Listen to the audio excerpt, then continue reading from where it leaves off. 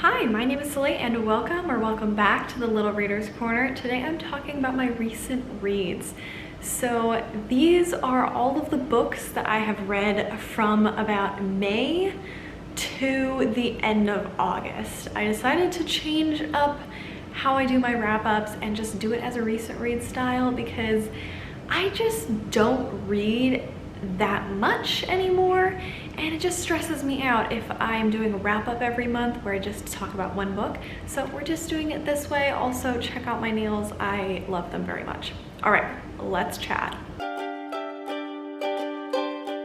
All right, first off, I did a buddy read with Bertina from Book Looks by B, an absolute peach of a human. Oh my goodness, she has the most fantastic book looks. Blows my freaking mind. Anyways, a lovely person. So we decided to buddy read the first Bridgerton book, The Duke and I.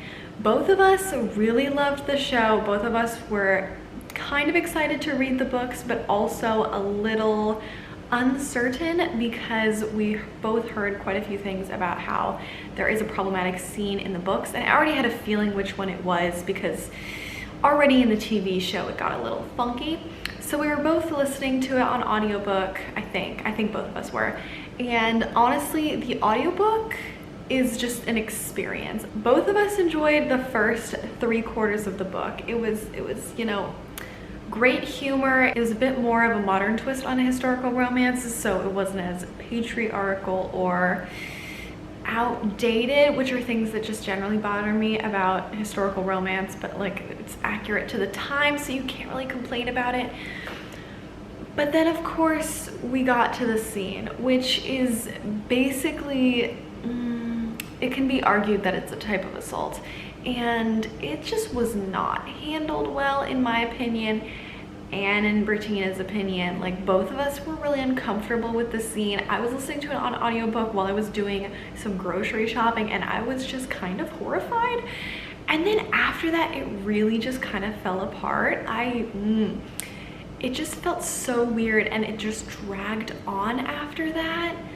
Like, before that, all of the tension and all of the plot that was kind of like leading up to this moment before like the romance really started to get going was great. And then that happened, which in my mind was definitely a form of sexual assault, and it was just so uncomfortable and weird and bad and just and then after that it was just it was so weird because just the way it was handled, she made it seem like it was completely like his problem and all of this stuff, and it was so uncomfortable, and then the book just dragged on.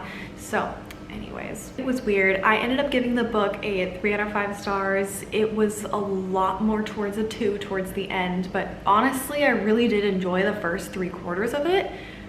So I don't know, and I've heard from quite a few people, including Maddie from Princess Paperback, that the second book in the series is actually like the best one. So I do plan to continue it. I think Bertina and I, unless she's already gone forth and read the other ones, we might buddy read the next ones in the series. So that would be great because we had a lot of great discussion there. Next up was another buddy read.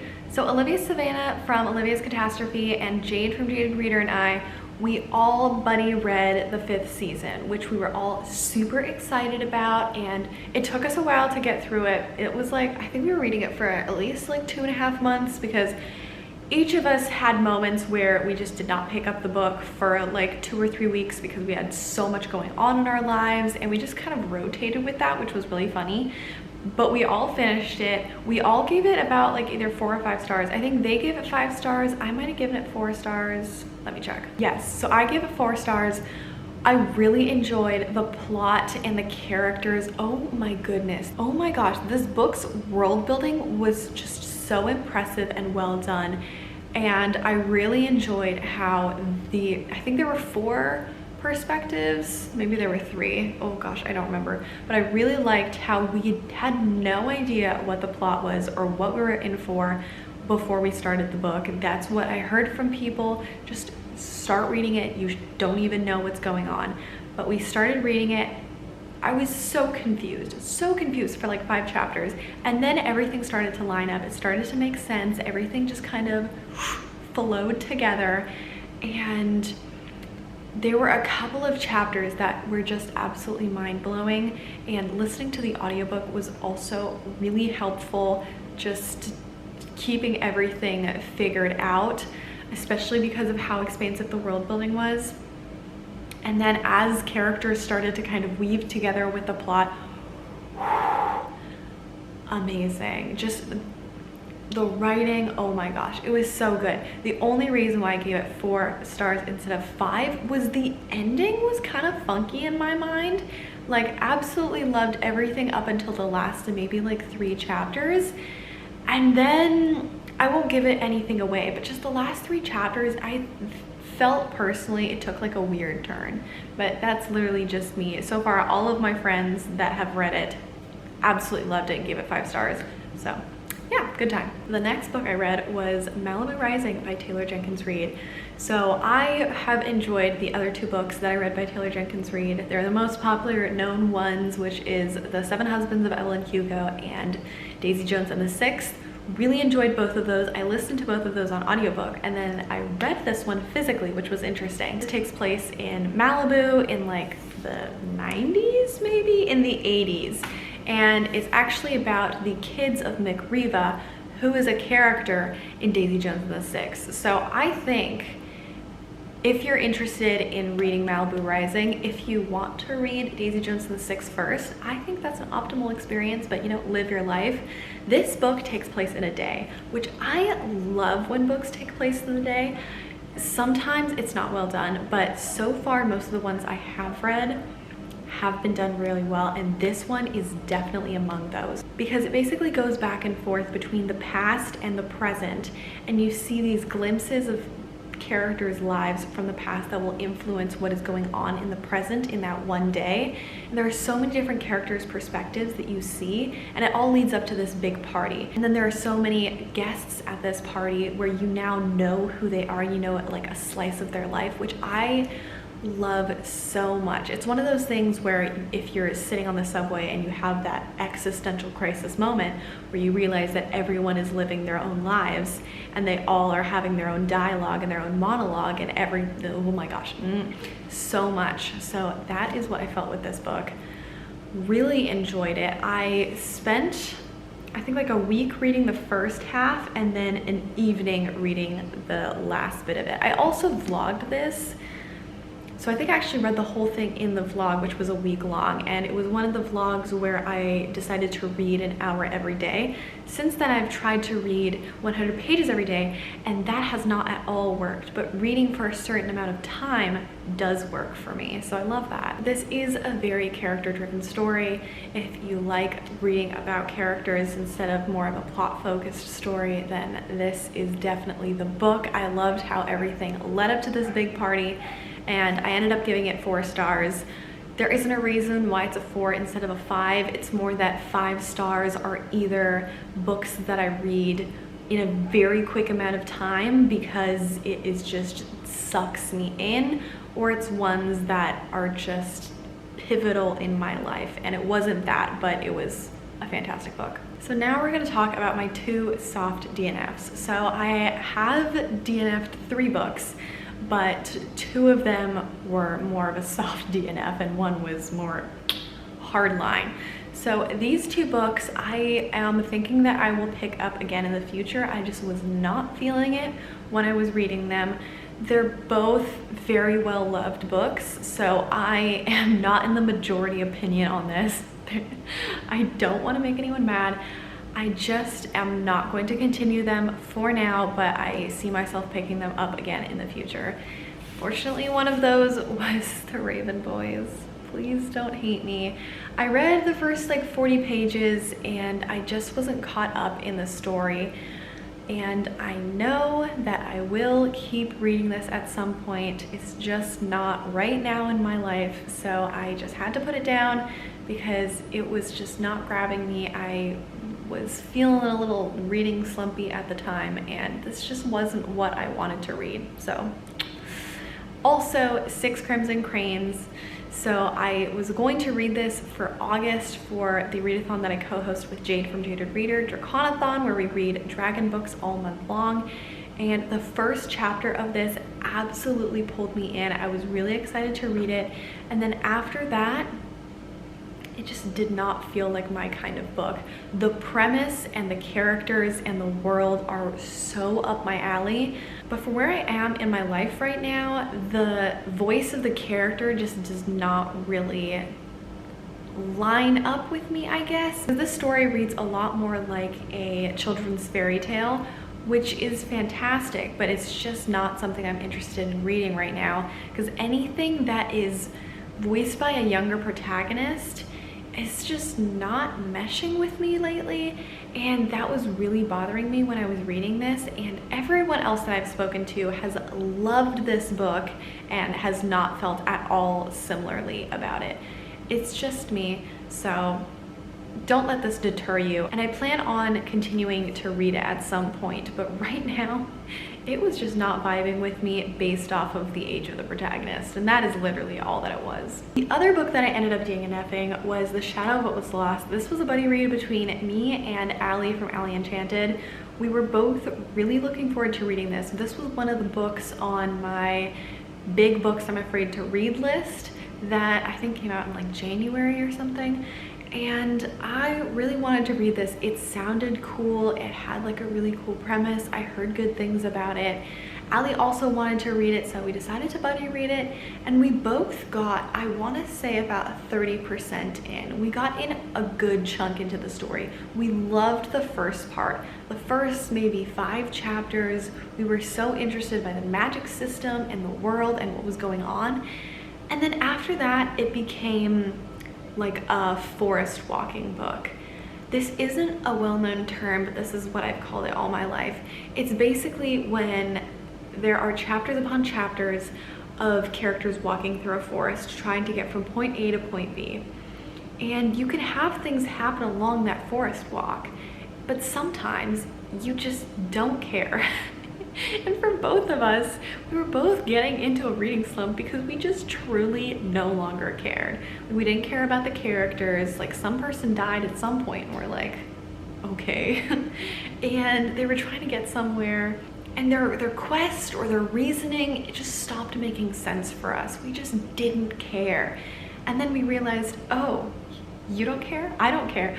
Okay, great. We don't have to read this. So we're going to buddy read something else, probably this month or sometime soon, and we're both looking forward to that, trying to read a different book together. Next up, I read a highly anticipated arc, and I am still squealing inside from this.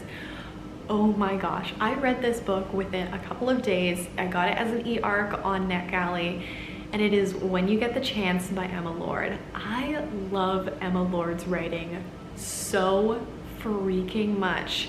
So it's still a younger, like, teen protagonist, but most of the books that she's written so far, she's written 2 books, Tweet Cute and something about Match.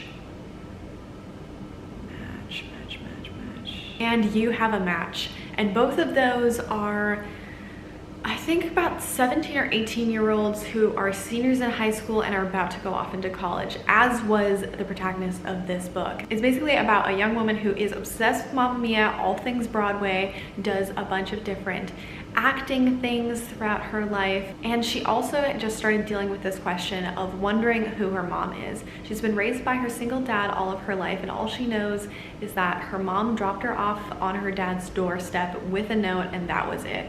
So she has all of these questions, and she decides to try to figure out who her mother was over this summer. She gets a couple clues from this live journal of her dad's from like 20-ish years ago, and she starts to try to figure out who it is, but it turns into a Mamma Mia style journey of figuring out who her mom is, because she narrows it down to 3 women who are Facebook friends with her dad and who she knows he dated during this period of time when she was born.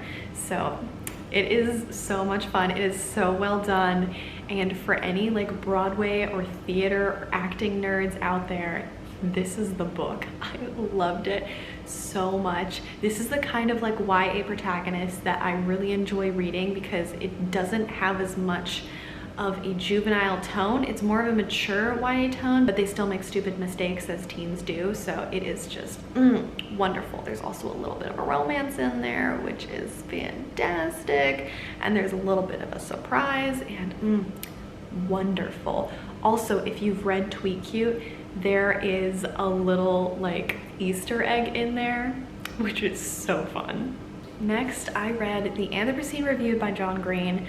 This is basically a written form of most of the podcast episodes that he has been releasing under the Anthropocene Reviewed podcast, as well as a couple new ones. And some of the older ones I also noticed have been a little updated and edited, and some additional things were added.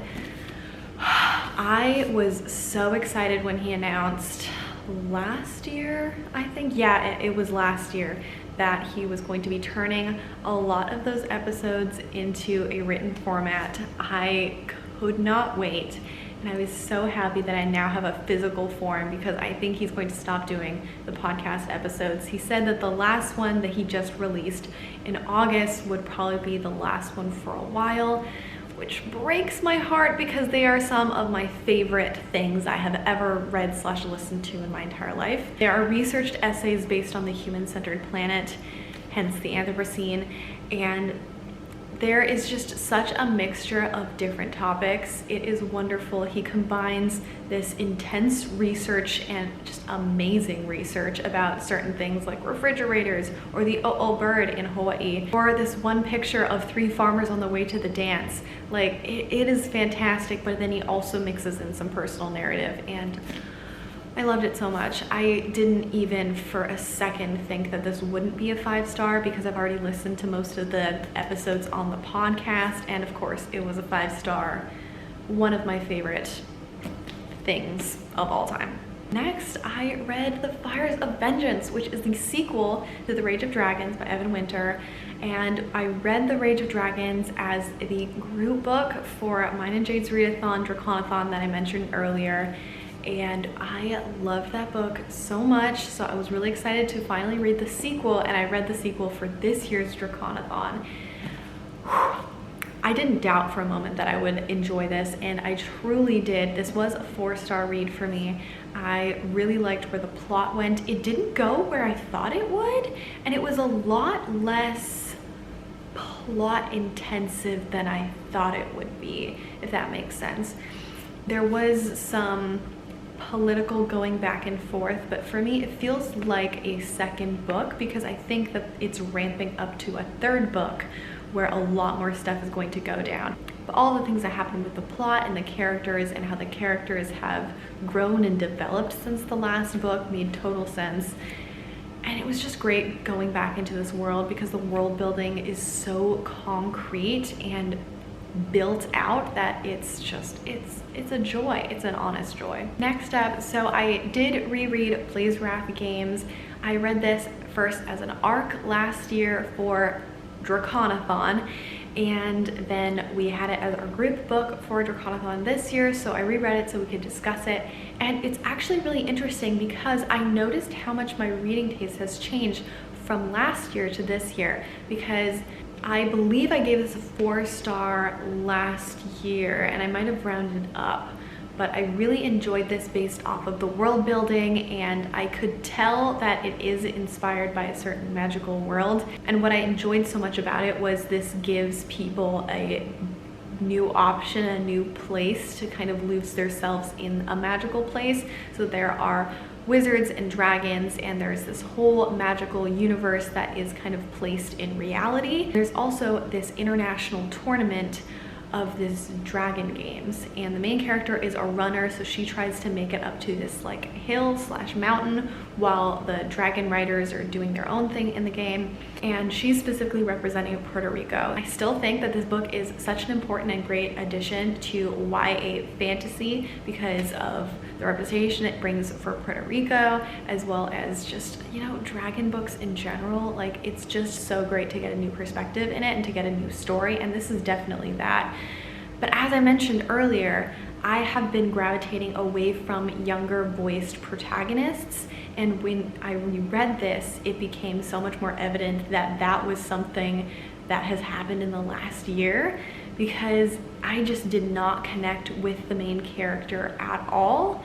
And I know last year I definitely did, and I still felt like I didn't fully connect with the writing last year. Like the writing just wasn't my kind of writing style.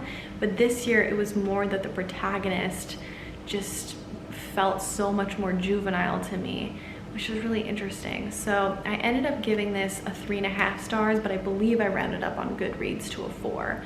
But yeah, but I still absolutely recommend that anyone reads this. Just if you aren't really interested in more younger voiced YA, then you might not connect with the character as much.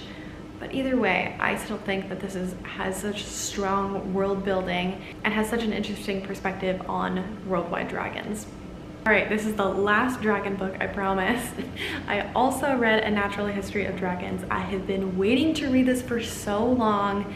Jade sold me on this by saying that this is the Virgo's book for dragons, and I am a Virgo and I trust Jade with all of my astrology needs because I don't know anything about astrology. All I know is that I'm a Virgo and that's it.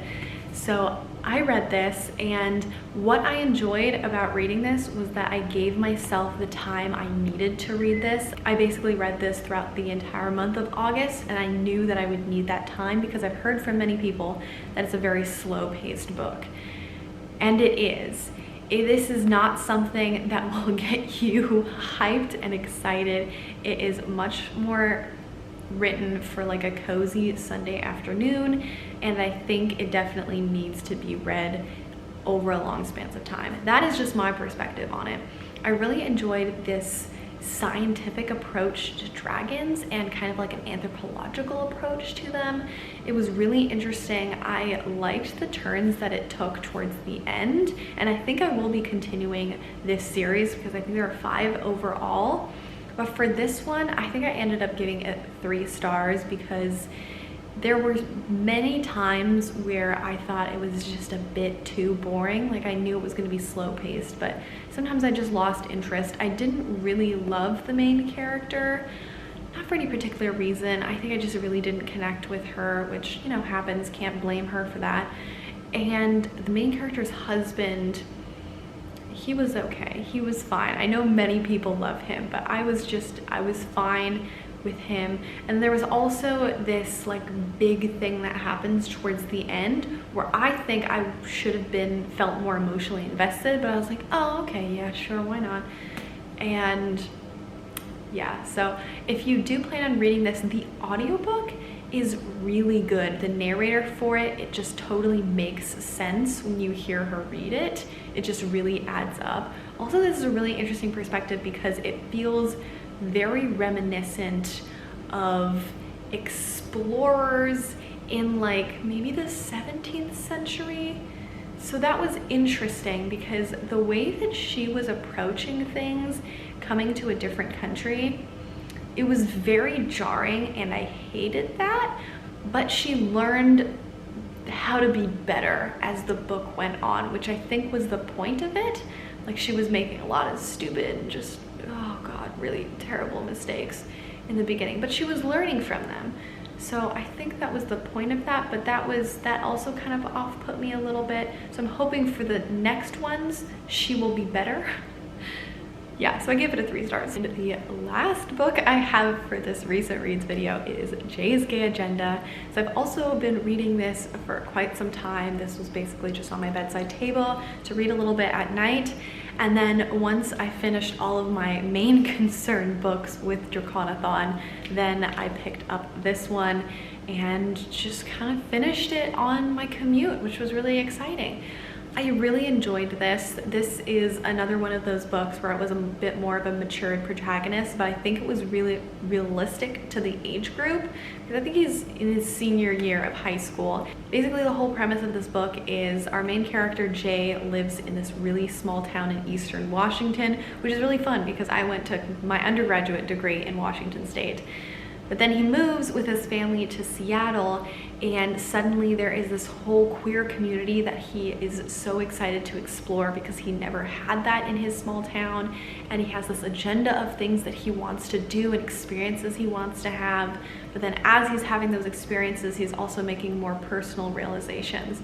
So I think this was really well written. Some of the jokes were not really my kind of humor, which happens, is fine, has nothing to blame the book on. It's just different styles of humor. So because of that, it's more of a 4-star read for me. But I really enjoyed the romance, the different aspects of a coming of age story that's brought forth. So overall, really enjoyed this book. All right, those are all of my recent reads. That was basically from the months of, I think, May to August. So you will see some more recent reads in the coming future as I'm starting grad school. I've started grad school, so it's gonna take some time till the next one. I hope you enjoyed this. I also have a recent viewed / recent watched. I'm not sure how I'm naming it yet, but basically that will be all of the TV shows and movies that I have recently viewed and enjoyed, or maybe not enjoyed. So you can also look forward to watching that one as well. Thank you so much for watching. Make sure that you hit that like button, that you comment your thoughts on these books if you've read any of these recently. Otherwise, let me know what your favorite recent read was, and make sure to subscribe if you haven't yet so that you'll be notified the next time I post a new video. Thank you so much for watching, and I hope you have a lovely day. Bye!